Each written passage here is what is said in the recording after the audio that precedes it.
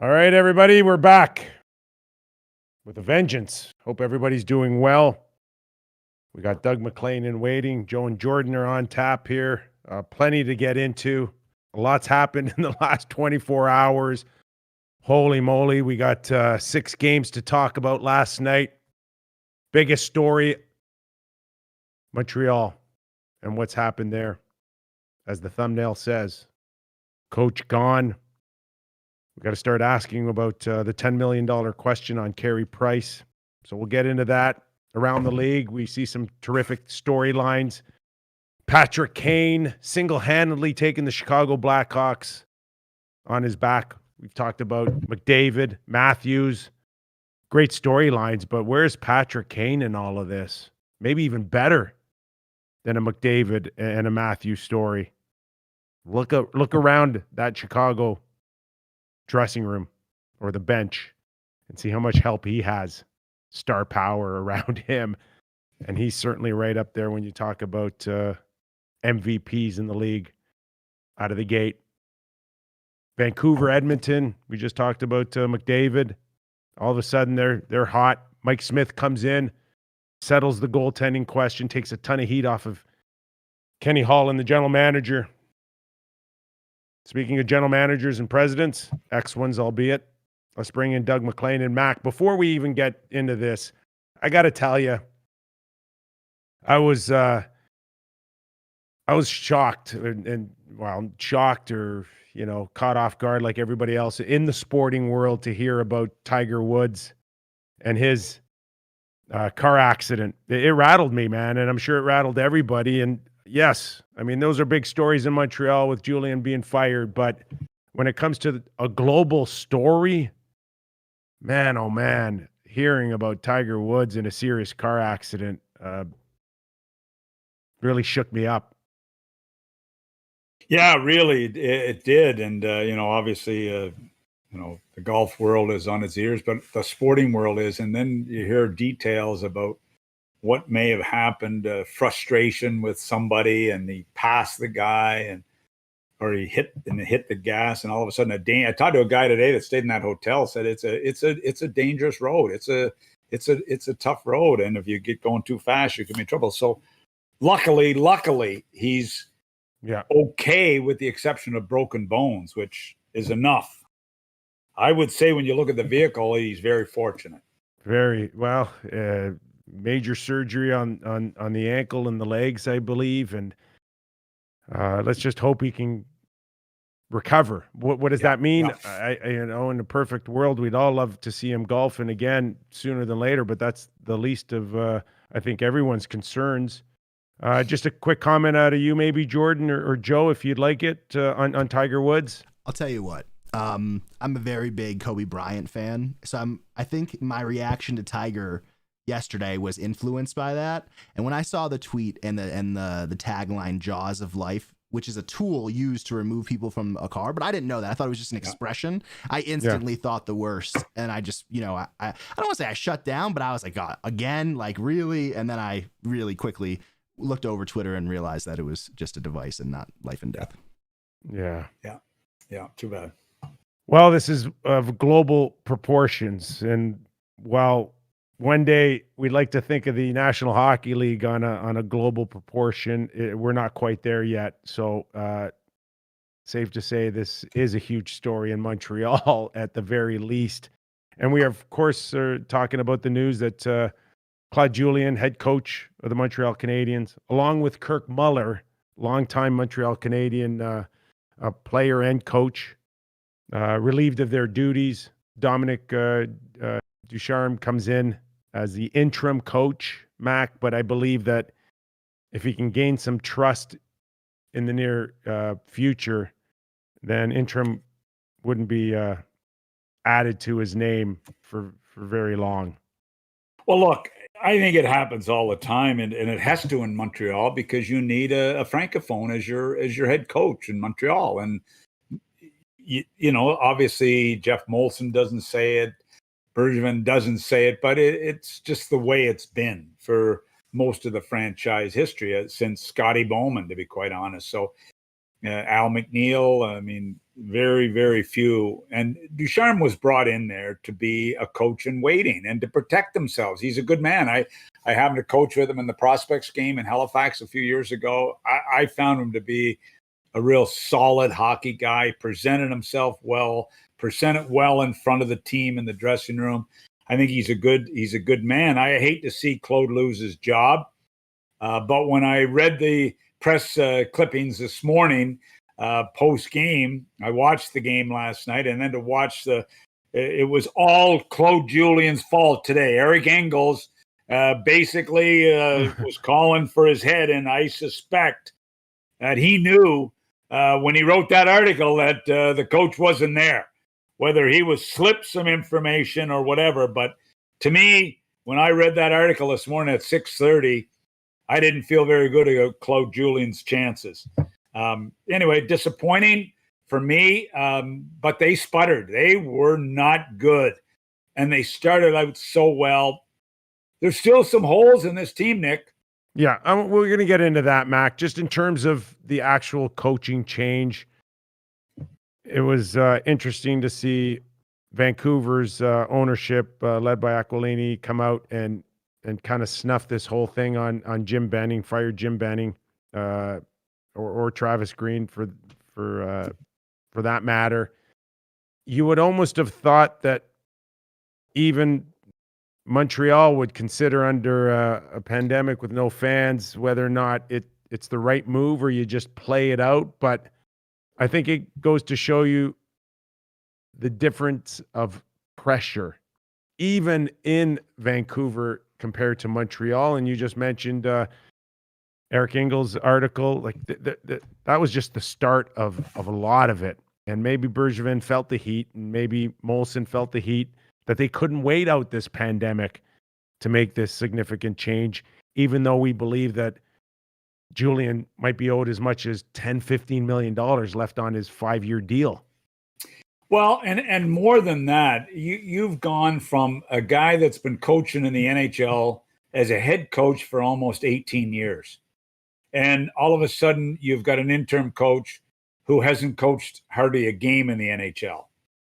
Good background, World Junior, Quebec League, but he's now the head coach of the Montreal Canadiens. Now, has it happened in the past where rookie head coaches? Yeah. Jean Perron, rookie head coach from the University of Moncton, won a Stanley Cup with the Montreal Canadiens.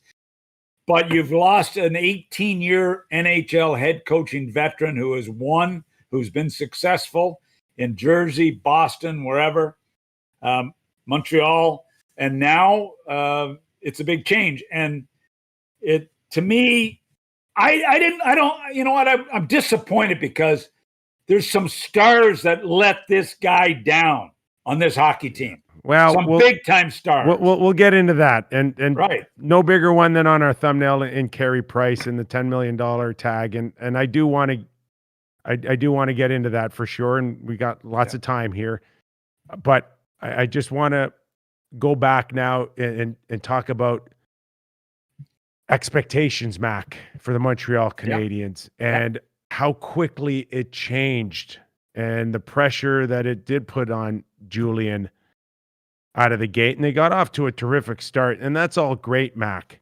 But prior to this start, or prior to signing Toffoli and Josh Anderson, they weren't a very good team, and they weren't a playoff team last year.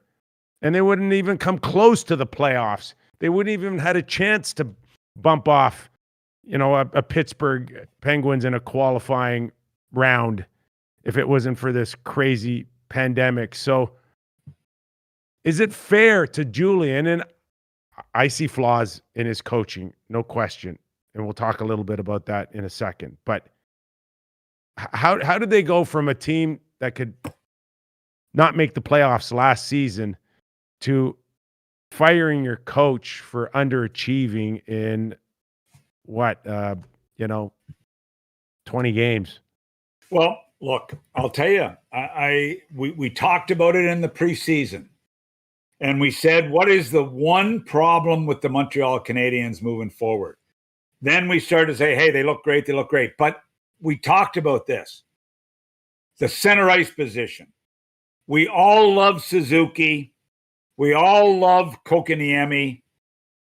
Well, Evans. But come on, they're kids. No. They're kids. They're not kids, good enough Mac. there right now. But Kokoniemi will never be a point of game guy. Okay. No, they're kids. And what is he? What is he? Well, I mean, can he become a 60-point guy? Yeah, maybe. Who knows what he becomes as he grows up? But you got two kids at center ice. And Suzuki, you love him. Nobody is denying that he's a good player, a great young player. He's a real good prospect, but he's a kid. And you got a center ice that has 3 out of 4 as kids, and Danault is not really that. I mean, he hasn't been around for that long. He's a solid two-way guy.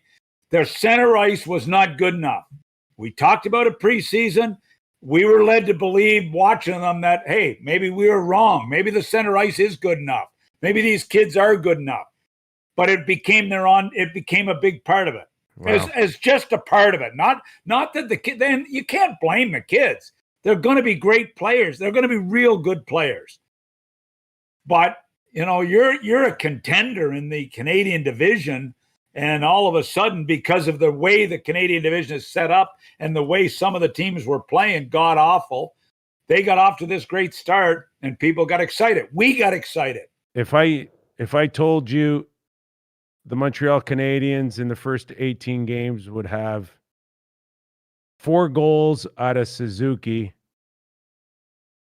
they'd have Kokoniemi at 2 goals in 18 games. Right. And Philip Danault, no goals. So come on. And Julien gets fired. I'm sorry.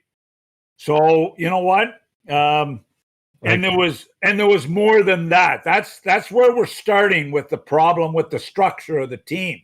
And I get it. I'd love to have those 2 guys as prospects and great young players in an organization I was involved in. I'd love to have them.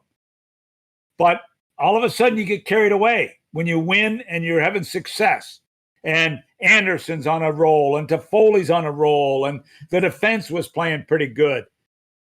But it's kind of drying up with Petrie a little bit, cooling off, and we're seeing flaws defensively. The opening goal, Mac, that's just a team just not ready to play and asleep, and Kulak and Kokoniemi get crossed up, and easy first goal. Okay, but and you got to say it. You it's your show, so you got to say what is a goddamn big problem right now for this hockey team. Carey Price. Yeah, come on. Big problem. We talked about it last week, Nick. This guy, I mean, we all love Carey Price, and he's had a great career, and he's a great goaltender, but he has not been very good. And we talked about it last week in this show. Okay. And watching him last night, I'm sorry, he didn't give them any chance to win that game last night. Yeah, and Mac, he does get a bit of a free ride. People are really nervous about criticizing him. And I think for the most part is because, a week or 2 later, he can make you look like a complete ass. And he may. And go to another level. But that doesn't mean that you can't call it the way you see it right now. And Carey Price is a major reason why Claude Julien lost his job.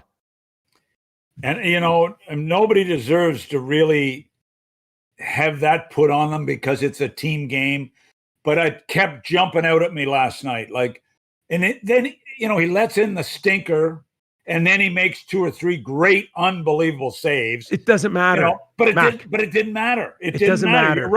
You're right. I'll tell you something from being on a team since I was 7. It's never the ones you save. Yeah. It's the ones, everybody focuses on the ones you let in. And that second goal by Brady Tkachuk was as bad as you'll ever see any goalie, let alone a $10 million goalie, but any goalie let in late in a hockey game. Yeah, and look, and it kept jumping out at me. I mean, I kept thinking, okay, we got to talk Carey Price today on this show, and then all of a sudden, this happens with Claude Julien losing his job, and you know what? It's unfortunate, but The coach pays the price. Has Claude done a great job? I don't know. I'm not in the dressing room. I'm not close to the scene. But you know what? The pressure in Montreal, the pressure on Bergevin after a number of horrendous years. What's Claude in his third year with the team now? Third year of his 5 years, I think. At $5 million. Yeah, well, that's not his fault. Like, what do they do? I mean, paying Claude Julien $5 million. I mean, like, seriously, give me a friggin' break. You're jealous. What is going on? Where was that money when you were behind a bench? That's all you're thinking about. Anyway, yeah. Don't be. Hey. No, you can't. You know, it's not his fault. Apples to apples. I know. Okay. And I mean, look at it. Look at you got McClellan in LA getting big money. You got this guy getting big money. I'll never.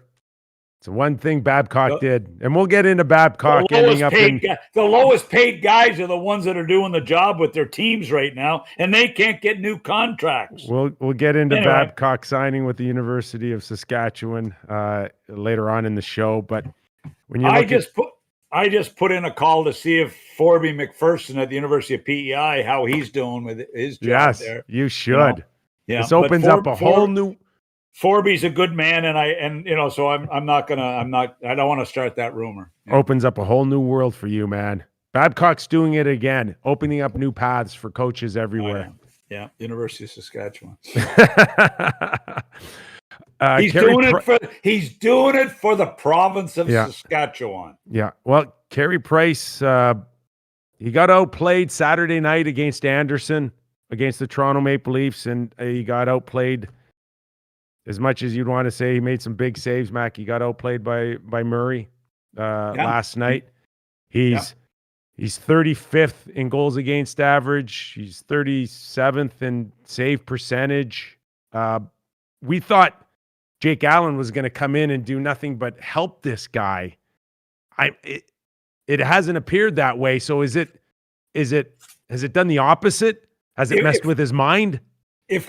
Well, it can't have messed with his mind. He's a veteran guy. I don't know, but all I know is this: if Claude Julien wouldn't have been fired, and we were talking about the Montreal Canadiens today, we'd be saying, "Okay, Claude, you've got to run with Allen for a while here. You got to give him the ball and let him run with it, and let Carey figure out what's going on." And but now we don't have to worry about that. But I'll tell you. I thought it was a good move. I thought it would help Carey Price. We raved about it when they were doing so well. That, this is perfect. Carey's going to get his rest. Carey's going to be focused. And you know what? I mean, who would have believed that Claude Julien, with the start they had when they were rolling, what they win, the first 7 or something on the road? 8-2-2, Mac. On the road. On the road. And they can't play at home. And look, now, what if they win in regulation last night? What if they score with 2 seconds left? Does Claude Julien get fired? Probably not. Probably he gets to start the week there. But obviously, when this happens, you're thinking about it. You're thinking about it as a general manager that you've got to make a change. This has been in the back of the mind probably for a week or so. You don't just do this on one game and one goal. And I mean, look, as much as you would have liked to have seen, video replay, it's been terrific. He could never get the offense going, Mac, and he's defensive minded, and everybody says he's really stubborn behind the bench, at times rolling the fourth line. And when he needed a goal, it hasn't helped him that he didn't have a very good relationship with Jonathan Drouin. He never believed in him. He never could go to him. Drouin, no question, felt it. Good God, could you blame him for not having a good relationship with this guy, the way he's played? He's got. Are you kidding? Are you kidding Mac, me? You got to find a way to get these guys going. You can't win that battle as a coach, right? No, but maybe Drouin should have something to do with getting himself going a little bit. I mean, look, it was a bad trade from day one. A bad trade from day one by the general manager. And the guy come on, the guy's been just Just average in Montreal. Drouin. Just average. So let me get this straight. If Gallagher's goal counts, Claude Julien keeps his job, I don't and NHL Situation Room basically fired Claude Julien. Yeah, they should have let the goal count and let Claude keep his job for another week. That's what they should. They're all hockey guys in there. A lot of them have actually coached. They should have said, okay, we'll let them have the win. Claude keeps his job, and we can get by with this. Nobody's going to cause a lot of grief about it. If people want to see some sparks fly, just listen to me and Mac in the next couple of minutes, because Mac, that was 100% the right call. No goal. Well, say it. I'm right. Just say it. I'm right.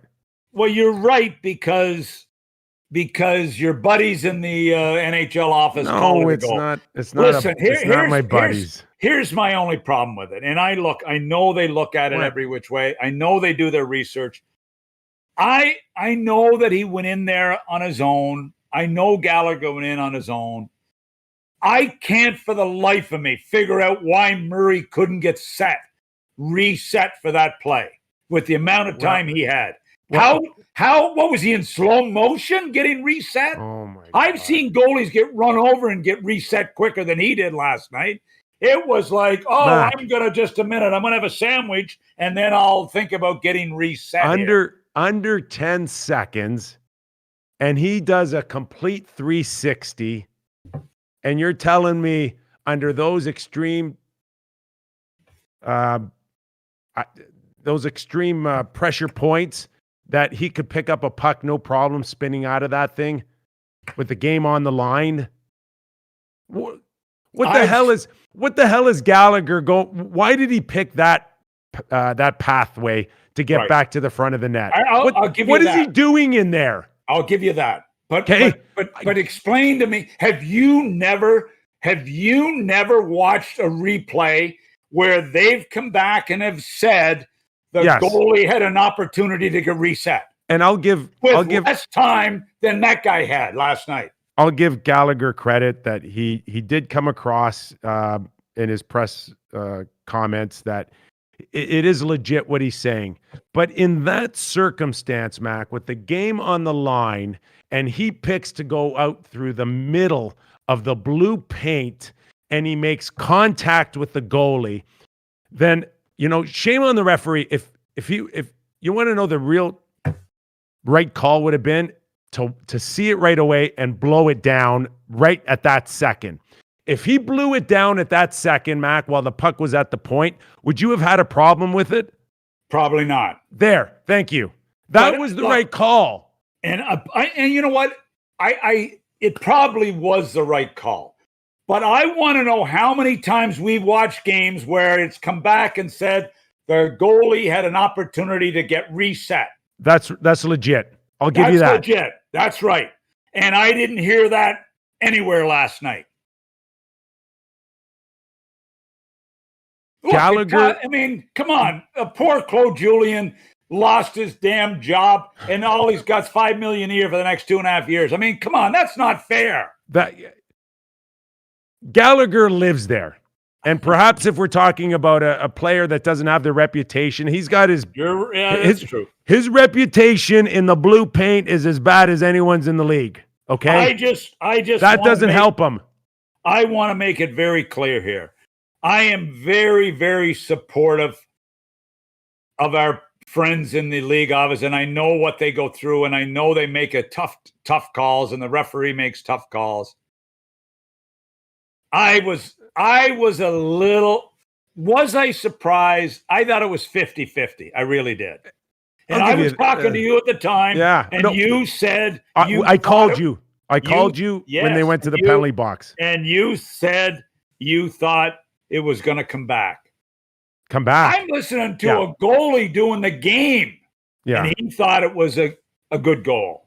Well, they didn't pick up on it right away. And They weren't sure either. I just, at that point with the game on the line, and Gallagher chooses the worst path to get to the front of the net.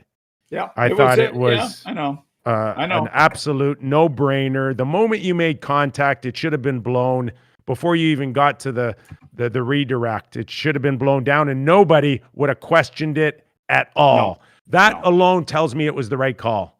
Yeah. And you know what? I'm arguing.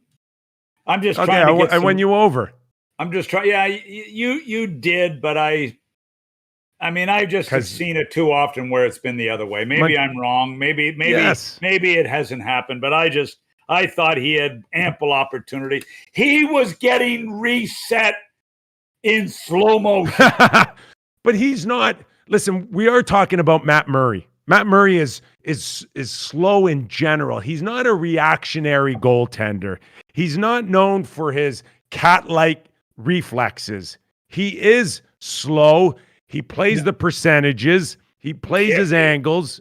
How can you be slow when the puck is gone out there and the game is on the line and it's in the final seconds? How the hell can you be slow? If you're ever going to be a little bit fast, couldn't you move a little quicker in that situation? Maybe you should ask that to Jimmy Rutherford in the last year and a half, 2 years. Maybe that's a better question for Jimmy. Slow motion goaltending. All right. I was surprised Kirk Muller was let go. I mean, this guy is a favorite son there as well. That couldn't have been an easy decision. We do know Luke Richardson keeps his job. Alex Burrows, I think, steps in a bigger role. But I think that was a tough one for Bergevin in letting Kirk Muller go. Okay, it's got to be. Listen, when you're the GM and you have to, like, him bringing in Claude Julien was seen at the time as a really great move. Gave him all kinds of money. Like, I'm sorry, Bergie better be right on this one. This is putting his job on the line. He's been ripped. He's been criticized. This is how many more opportunities does this guy get if this isn't the right move? Okay. If I'm letting and I love Kirk Muller. He played for me. I think he's one of the greatest guys. But if you're gonna make a statement, this is a big statement. You're letting the coach and the associate coach go. You're turning guy. It is not going to be turned over to Ducharme if Kirk Muller's his assistant coach. I'm sorry. This is making a major statement by letting them both go. And I don't like to see it, but that's what he just did. He is making a major statement here. Okay, so money grows on trees, I guess, in Montreal. All right, if Ducharme comes in and he doesn't get scoring out of his center ice position, and now you're forced to try to win games, low-scoring games, you better get Carey Price going here. So what does he do? Does he come in? What do you do?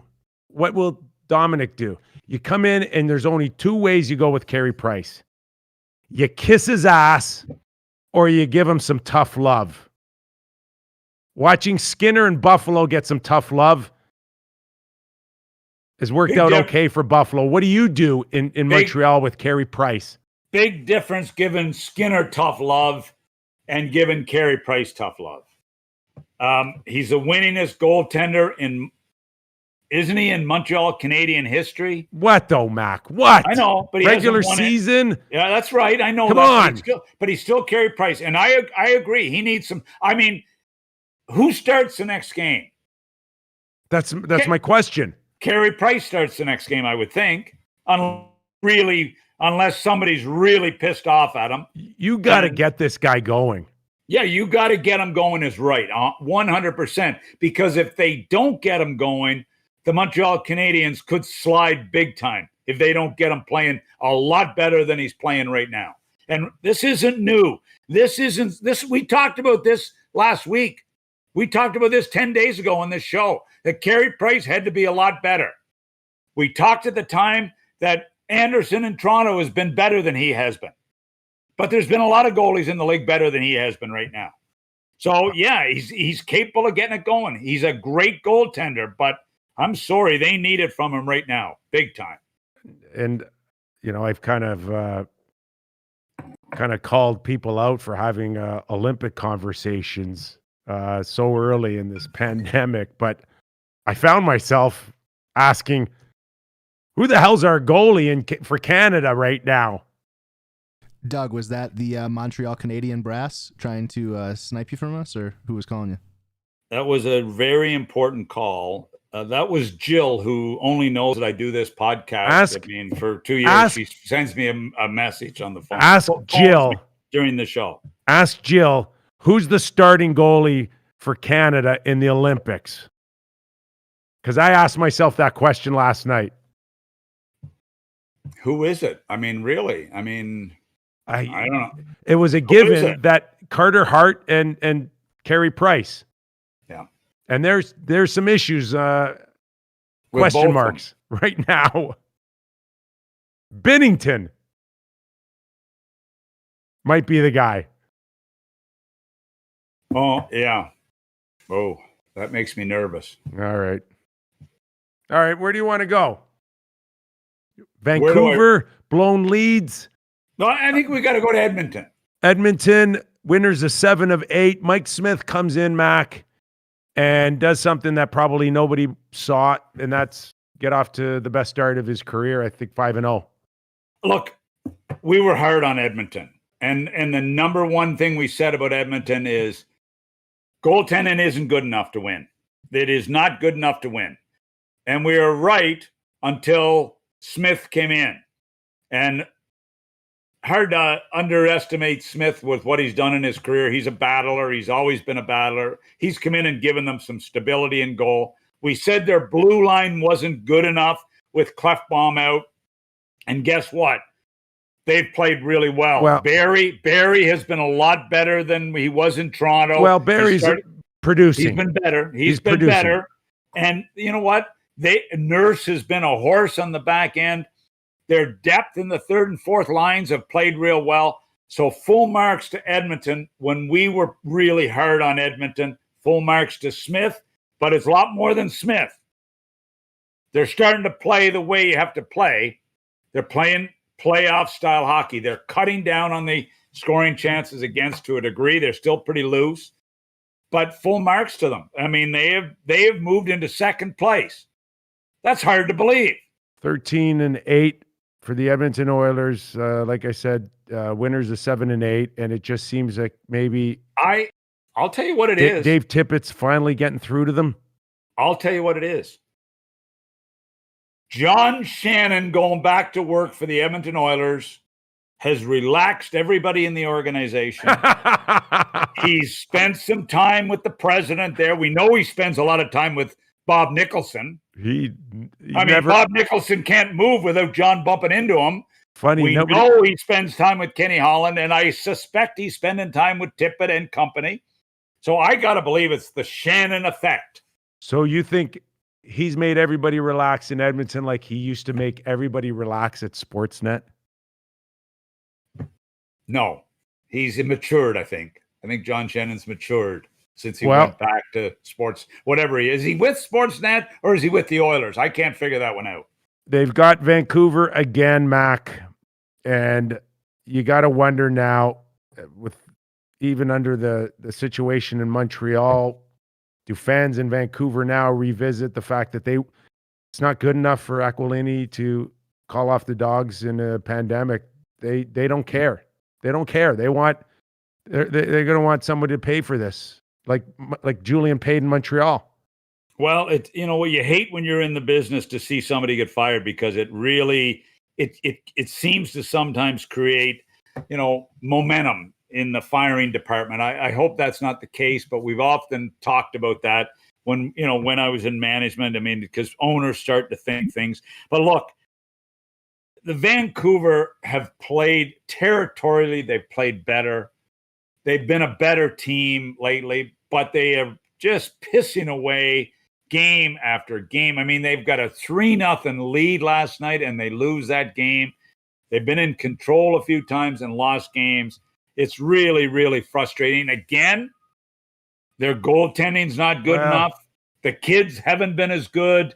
The defense isn't as good. They lost too many NHL players from their roster last year, and it's been a tough time for them. And, we've always historically talked about how important goaltending is, but I watch it now more than ever, and it might be because no matter what, you can always find a lack of depth somewhere thanks to the salary cap. Yeah, for sure. But I've never seen it so apparent on how important that position is to any team. And, maybe they were always this loosey-goosey, Vancouver, and Markstrom found a way to cover it up last year. And then I watched the Toronto Maple Leafs without Frederik Andersen. And again, you can say anything you want about his lack of production in the playoffs, yada, yada, yada. But you can't deny that guy has held the Leafs in and made them win games that they shouldn't or didn't deserve.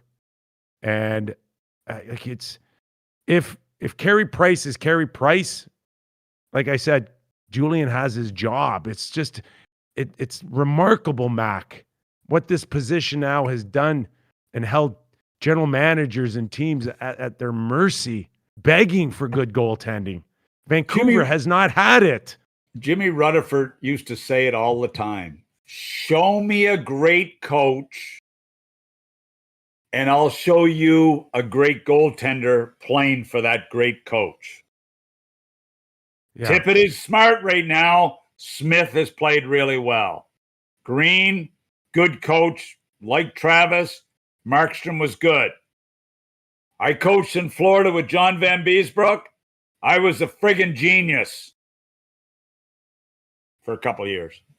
Hudobin. You know right? What? Look at Rick Bowness last year. Hudobin. Show me a great coach, and I'll show you a great goaltender playing for him. Don't anybody tell me that's not an important factor. It is. And then you get caught. Then you get caught loving your goaltender, and then it could disappear on you, and it could be frustrating as hell. And look at the predicament it puts in. Carey Price has to be spectacular every night, or else it comes back to bite you in the ass. Yeah, and that's why he's getting $10 million a year. $10 million a year. Yeah, it's a slippery slope. It's a gamble. You got to really put your neck on the line, man, to make that call. And you cannot sit here and just blame Carey Price. So yeah, he's had. So you just can't just blame. Carey Price has had an off start. We know that. He hasn't been awful, but he hasn't been Carey Price like. And I mean, we have said that how many times in the last 5 years? So like we said earlier, from the outhouse to the penthouse, from the penthouse to the outhouse, Carey Price could be next game, the next 2 weeks, the next 2 months, shoving it down everybody's throat. Yeah, sure he could. And Mike Smith, on the other hand, if you're Ken Holland, you still keep shopping for a goaltender, Mac, or do you sit there and go, no, Mike Smith could be the guy, and Koskinen can be the guy that comes in and they can support each other, and on any given week they could be the number one goalie, and that's just the way it is. And if they start to slip, which I think both of them have potential. I mean, look, Mike Smith's 39 years of age. I mean, he's had a wonderful career. Yeah, look, 38 maybe. I would be very nervous counting on Mike Smith. I mean, look, Mike Smith went into the season 1A, 1B, or 1 and number 2.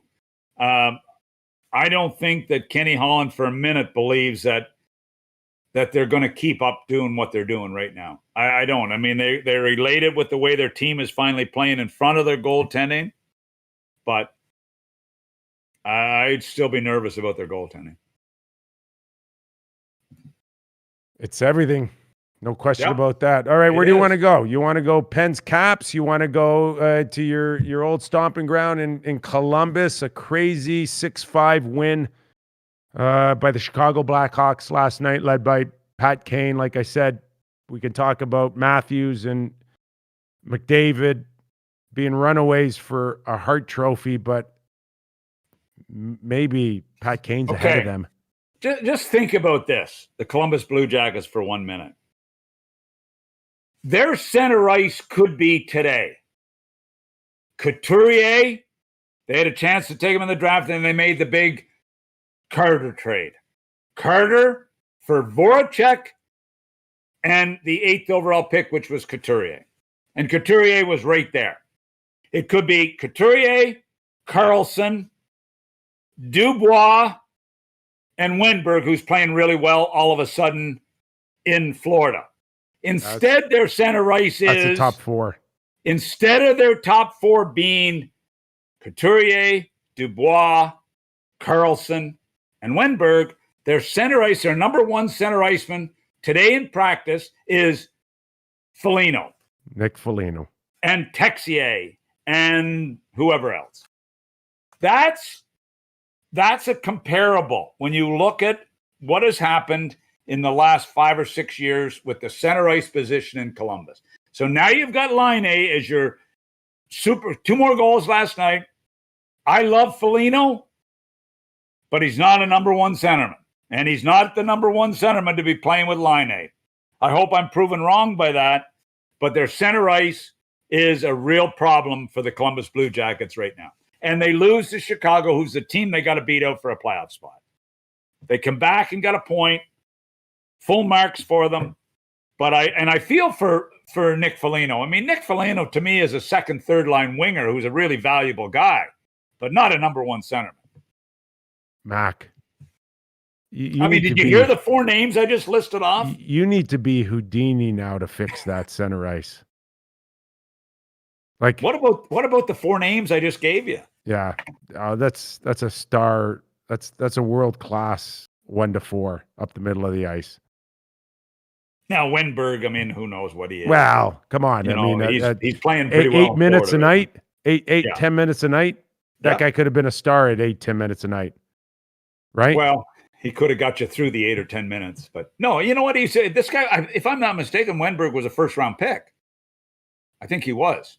Well, there were times when he was projected as a top 6 guy. Right. And but anyway, that's where their center ice could be without Carter, who later became Jack Johnson, and anyway, that's where they are. All right. Pens are hanging in there. Zucker got hurt last night, which maybe could be long-term. And Mac, that could really hurt them because this kid did not get off to a great start, but top 6 guy. Well, yeah, he's a big loss for them. And look, Jarry has come in and done a real good job for them, Nick. We said, when Burke and Hextall took over, that the goaltending was a big issue, but Jarry has been good. He's hung in there pretty strong. He's played well for them, and that's been a big plus. They've got some confidence. Sid. They've been better. They've been better in Washington. I mean, I watched a bit of the game last night, and I didn't see Ovechkin on the ice. Well, Laviolette's been juggling like crazy. I think he had Eller with him, and I'm not seeing Ovechkin very happy with Eller. No, I'm not seeing him being very happy, and he's not. He's not getting the looks, Mac, that he used to. I think he had 2 shots on goal last night against Pittsburgh. Yeah, like he was invisible. That's not getting it done. No doubt about that. That's true. And one other thing I just don't want to forget about this is the Dallas Stars. They can't score goals. And then you look at the Dallas Stars have 43 games left in 76 days. They got a few double headers. They have 10 back-to-back games. So if the league doesn't step in and fix this schedule, how can they fix it, Mac? I don't know how they can fix it, but this is crazy. This is not peewee hockey. You can't play 43 games in 76 days with 10 back-to-backs. Yeah, you can, and they will. But you know what? Pee-wees don't even play. I mean, I know, remember you used to play 3 games in a day in pee-wee hockey, and then once you got to body contact, they had to stop that. Are they going to let this go on? They're going to play 76 days, 43 games, and 10 back-to-backs? They're going to let that happen? Mac, they're going to have enough time to get to the snack bar and get their fries and a Coke. Don't worry about it. I'm serious. Can they not give these guys a little bit of a break? On top of that, guys, you know, the off days aren't like the standard off days anymore. You still have to get tested. There's a lot of restrictions. Oh, yeah. I mean, pretty rough. Rough break. It's just it's a mental thing as much as a physical thing. Absolutely, Jordan. They have to get their mothers all into Dallas because they're going to need their mums and dads to tie their skates between games, between periods. The same as we did in Adam and Pee Wee. You just, I mean, come on. This is ludicrous to think they can do that. Well, imagine where they'd be without Pavelski. So, and this is without Sagan. That's right. Anyway, I mean, I thought there was extra days they could extend the schedule. I thought that's what we kept hearing. There was a built-in schedule relief here. Where's that gone? They got some major catching up to do. COVID's been the biggest culprit. We know that, and it's going to push and make it that much more difficult. I still think in the next few weeks. So let's just hope the numbers have cooled off and we can get through this. That it's all about getting through it, Mac. But do you agree with me? 43. Yeah, no. It's ridiculous, and I hope no one gets hurt. And I hope pulled groins and all of that. You just hope everybody's okay and can find a way. But guys love to play, man. They play every day if they could. They just that's why they just live and breathe the game, man. I think they're okay with it. I think they'll be fine. So don't worry your pretty little head. Yeah, I know. I got other things to worry about. Buffalo seems to be okay, Mac. We talked about tough love. Skinner misses his second consecutive game as a healthy scratch. And Buffalo beats New Jersey 4-1. Allmark with, I think, 41 saves. He was scrambling like crazy to preserve a shutout. Doesn't get it, but at least they're feeling a little bit okay now. Yeah, I didn't watch any of it. I have a hard time flicking that screen when it's the Buffalo Sabres. What do you do with Skinner now? Does it go to 3 games, 4 games? You leave him where he is. You can't hang out a $9 million contract to dry. Yes, you can, because as the GM, Kevin Adams, he didn't sign him. If Kevin would have signed him, he'd be playing. Botterill signed him. Goofy contract. Leave him sit for a while. I don't know. No, put him back in. I don't care. You gotta protect an asset a little bit. You gotta try to build it back up. I guess so. Look at what Ericsson's done in Vancouver. How they've kept trying to build him back up. How's that turned out? These contracts. I mean, the $6+ million of Ericsson. This $9 million. Like, I mean, really, it's tough. It's tough. The cap when you're. I was talking to a president of a team last week, and he said, and we touched on this. The general manager's job, you cannot make mistakes on these contracts. You just can't make mistakes. And that's why it's become such a challenging. What are you talking about? Tough Jason job. Botterill got a job just like that with Seattle. Look, that's his contract. Oh, I know. That's his contract. But he's assistant GM there, Yeah. I know, but it's still, and he may never get it. And I hope he does. I hope, he's young enough and someone could look at it and say, yeah, it's a bad mistake, but there's still plenty of upside. But it could be a contract that buries him for a very long time. Well, they're really, really tough times. And look, in fairness to Botterill, the guy's coming off a 40-goal season. But I remember we were talking about it on Hockey Central at noon. This contract is going to be scary. And I mean, we kept saying it. Do not give him that kind of money. Do not give him that kind of money. The numbers dictated it. But I mean, wow. It's easy to be in our jobs now, second guessing. It's tough when you're in the trenches. I know that. All right, 7 games on tap tonight. Calgary and Toronto. Also the Rangers and Philadelphia at 7 p.m. Eastern. Mac. Some suggesting to me that they really hope that Panarin isn't out for a long time and they can get him back here sooner than later. But still a story that could rattle you. Yeah, it is really tough for the Rangers right now. They're coming off the D'Angelo situation. You're coming off the Panarin situation now. It's not fun. It really your team is struggling. I mean, Quinn has been called out. Quinn's called out his team. There's some pressure on the coach. There's pressure on the general manager. This is really unfortunate to lose your best players. Zibanejad has been struggling, and then to lose this guy. This is devastating for them. And I don't know Panarin at all. But the people I know that have been involved with him with teams in the past in Chicago and Columbus, they rave about this kid as far as around the team. And, I don't know anything about his life, or I'm not commenting on that. All I'm talking about is he's a very, very popular guy with his teammates in the dressing room, on the ice, and he's a hell of a player. Well, let's hope he can get back in doing what he loves best and what hockey fans love watching him. So exactly, we'll hope that happens real soon here. All right, just Calgary, Toronto tonight. Riddick comes in with a nice shutout here. Calgary, a lot of issues. Same with Vancouver. You expect more. Inconsistency is the biggest issue here.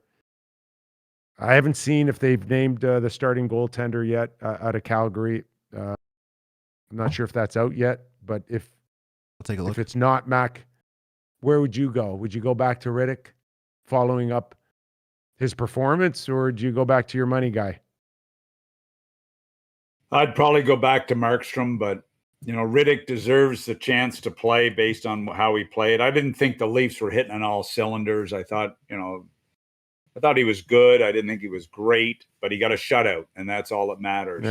And you shut down a opponent power play as well. Yeah, he sure did. Although the power play, and they weren't clicking. They were not clicking. The penalty killing was good. He was good, but that power play was not clicking. Still waiting on John Tavares. Am I missing something there? I mean, is he hitting on all cylinders? No, he's not. I mean, Nylander, we keep hearing about Nylander not hitting on cylinders. I told a nice dog story about him and his dog getting pictures taken, which was a nice story, but I haven't on the ice. He and Tavares just seem like right now they're not hitting, and they're banged up a little bit. The Leafs too. I mean, they were missing. Yeah. What were they missing? Six pretty important players the other night, I believe. Well, I think it's just settled in for Tavares that he comes in nicely as the second centerman, and as much as Mac, you're happy for a teammate like Matthews getting this world recognition as one of the best hockey players out there now, and the scoring that he's been able to keep up. It still can't be easy for a guy like Tavares to understand now where his real place is, and that he's never. I think since the day he put on skates, he's never been any team's second line centerman. No, and it really he's a team guy. I think he is. I don't know him, but he certainly has been throughout his career. But it's easier to be a team guy when you're the number one centerman. And Matthews has just blown by him with the way he's played. Now, did Tavares become important when it really needs to be? Yeah. Marner is a luxury. Come on. I was thinking about Babcock. I mean, how many times, like when Babcock All right, we were going to get to Babcock, but you go ahead now. You're running the show right now. I'm just sitting here. Look at the way Matthews and Marner have been. Like, good God, how could you have not at least tried them a few times together? Which I think he did, but no, it's just he did not want that. Why? They were screaming at him, Mac. They wanted it 2 years ago, 3 years ago. The players were screaming at him. It was hard. And I've known this since day one. It was a hard pill to swallow that you didn't get your defenseman from the draft and you went with Marner, and the whole not starting with the Leafs, sending him back, not giving him sufficient ice time to get off to a better start. They wanted to slow him down. And I don't know for what reason, but he should have played a lot more at the very beginning. He was that good, Mac. I mean, he has been something special. And right now, the way these two guys are performing, I mean, look, it's been the biggest difference in the Leafs, the steps that these two players have taken. And it's been an ongoing, gradual step between these two guys to become superstars in the league. And, I heard Babcock with Christine Simpson say, Matthews grew up and Marner's growing up, and you empathize at times because you wish you had an opportunity as a coach to see guys grow up, but unfortunately that's not always the case. And at times, anyway, and Babcock's the type of guy where if he sees something, he's going to see it at his pace, at his discretion. Yeah, and he did not, for whatever reason, he didn't want Marner to have early success. He didn't give him the best opportunity to have early success. He wanted to bring him along at his pace, not at a natural, organic pace. And maybe it was because he wanted more credit when it did turn around, that he wanted to look, or maybe in fairness, maybe he believed that was the right way for Marner to grow as a player. You always. Lots of times coaches believe that. Lots of times it's the way it is. Lots of times it's the way it works, that you pay a price and you grow into the position. So I can't blame him for that. It's just the frustration he must feel watching these two guys perform the way they are right now would drive. And I know he's excited about the University of Saskatchewan. Come on, I get all that, but it must be hard on the head watching this. Not according to all his interviews, man. He's the happiest guy. It's like he gave birth to those guys. Well, you know what? You've got to suck it up, and you've got to, I think he's focused now on becoming the nicest person in the hockey world. He's going to become a nice guy. Are you surprised of the latest announcement, head coach of going back to his roots in university hockey, Saskatchewan? I was absolutely floored by it. Really? And I'm a booster of the CIS because I coached at the University of New Brunswick. Gave me one of my greatest opportunities to be a coach at college level to hopefully get to the NHL someday. It was unbelievable. But I saw this is such a typical That was Babcock 30 move. years ago. 30 years ago, I was excited about it. Well, I mean, I was shocked by this. You don't see this as rehabilitation to my image kind of move? Well, sure it is, but I mean, and that's fair. But I would have thought with the success he's had, the time he's been around the game, the job he's done in most places, I didn't think that he would have to go to the University of Saskatchewan, with all due respect to the University of Saskatchewan, to get another chance to coach in the NHL. I really didn't believe that. That he would have to do that. And I don't know why he's really doing it. I don't know. What if they finish in fourth place? I don't even know how many teams are in the league anymore. I think Lethbridge, I don't know, did Lethbridge and University of Alberta fold their programs? I know there's been some financial problem. Maybe they didn't. Maybe I'm dreaming or something. I don't know. Is he Is he the type of guy that the first chance he gets to get back in the NHL, he bails on this 2-year, I don't know, quote unquote commitment? I think you could say it's very comparable to Brian Burke, who was very satisfied working in media, had no interest in going back to the NHL. He really wanted to do media until somebody said, "Do you want a job?" Just like me and you, then. I don't blame him a bit. I don't blame him a bit. I tell you what, though. You know where I made my biggest mistake? We only have an hour show. Our show's only an hour. I didn't get when I changed phones from my Sportsnet phone to my Florida phone, I didn't give enough people my damn number. Jeez, that was a big mistake. It's not ringing that much. All I can push out now is, hey, make sure you watch us this coming Friday. We're on every Monday, Wednesday, Friday. That's what I'm pushing now. You and now hey, what? You want to hear my golf story, eh? So we started out our show today, sending our wishes to Tiger Woods. So we might as well finish with your golf story that you started just before we went on air, and I didn't hear the end of it. So okay, you went golfing yesterday. I know people are going to be bored, but I got to tell this little story. I was going. A friend of mine asked me to play 9 holes last night. And I said, okay, I'll meet you at the car, down at the car.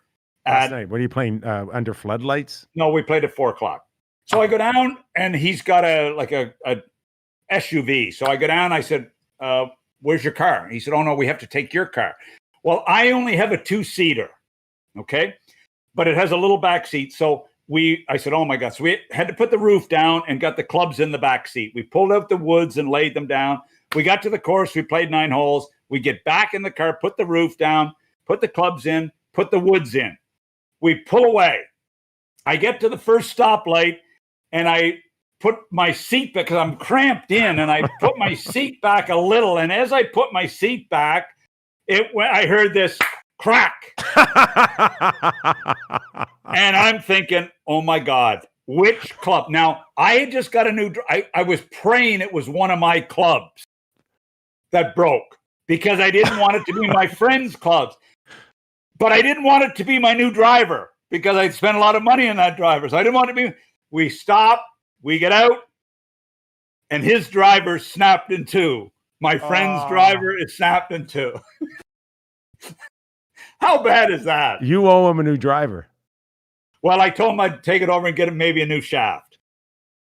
But he said, no, don't, Doug, don't worry about it.